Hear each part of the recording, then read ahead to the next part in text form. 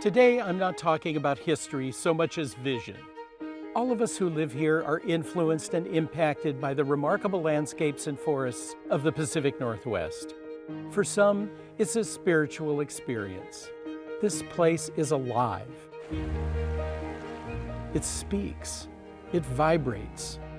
Artists have long sought to capture that, from the indigenous carvers of Salish and North Coast peoples to the mid-century modernists of the so-called Northwest Mystic School like Mark Tobey, Morris Graves, Paul Horiuchi. But there's one artist who captures it like no other. She's well known in Canada, but less well known in the US. Her work is unique, original, iconic. Pause, if you will, to appreciate the work of Emily Carr.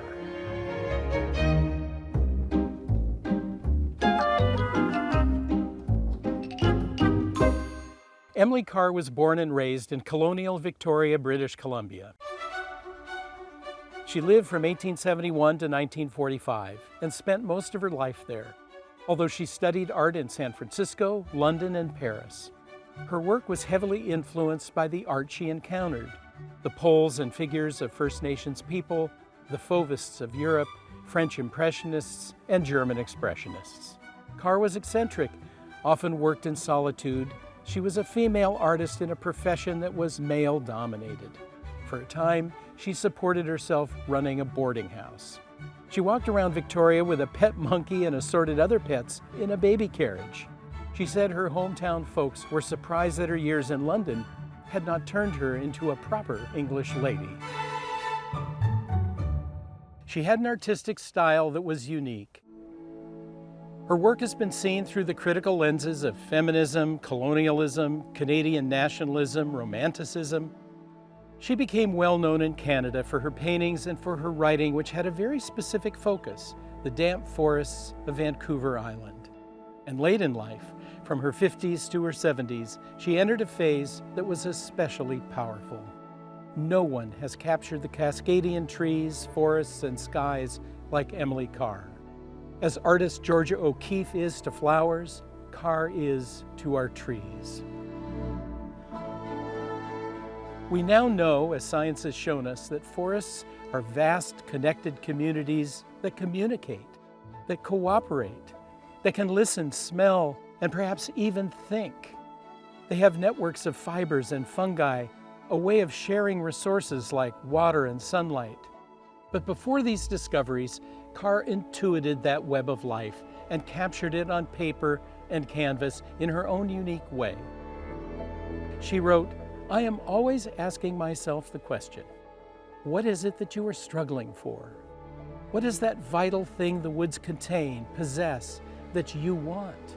Why do you go back and back to the woods unsatisfied, longing to express something that is there?"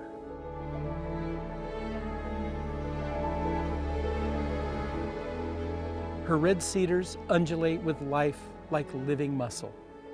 Her skies and light are complex actors and have vibrancy like a painting by Van Gogh. "The liveness in me loves to feel the liveness in growing things," she wrote. She felt the connection of things.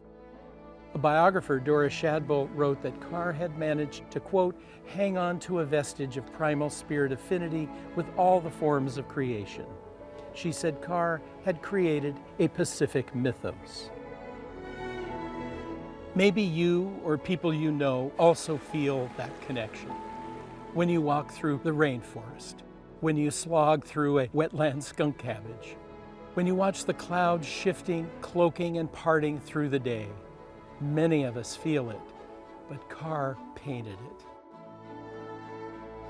And not only can she link the viewer with nature's spirit, she wasn't limited to the idea of pristine nature. She painted landscapes that were scarred by humans, logged, mined, abused. She was not afraid to look at a clear cut. She could find the beauty and energy where trees and sky met gravel pits and stumps. She could connect where others might only feel sadness. Mother Earth, she mused, will hide it away in her ample brown folds and purify and absorb its good, bringing it back to usefulness. Carr takes you into the forest's dark places too. like moving through multiple drapes into an interior space at once alive, mysterious, inviting, oppressive. My father worked on a logging camp survey crew deep in the old growth of the Olympic Peninsula in the 1930s. At the time, Carr was painting her forest pictures. He described places that were silent, where sound was muffled. When the forest went quiet, he said, you might spot an indigenous tree burial in the canopy above. If much of her work captures, as one critic put it, the trembling luminosity of the sky, she also painted the intensity of the coastal forest that can seem like a living womb or tomb. Great art is unique, but speaks to a larger truth, often feelings that are hard to put into words or images. Before science uncovered secrets of living forests, Emily Carr's paintings captured their essence and their knowing.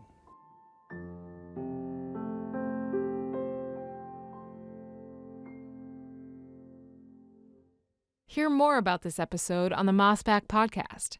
Just search Mossback wherever you listen. Mossback's Northwest is made possible by the generous support of Port of Seattle.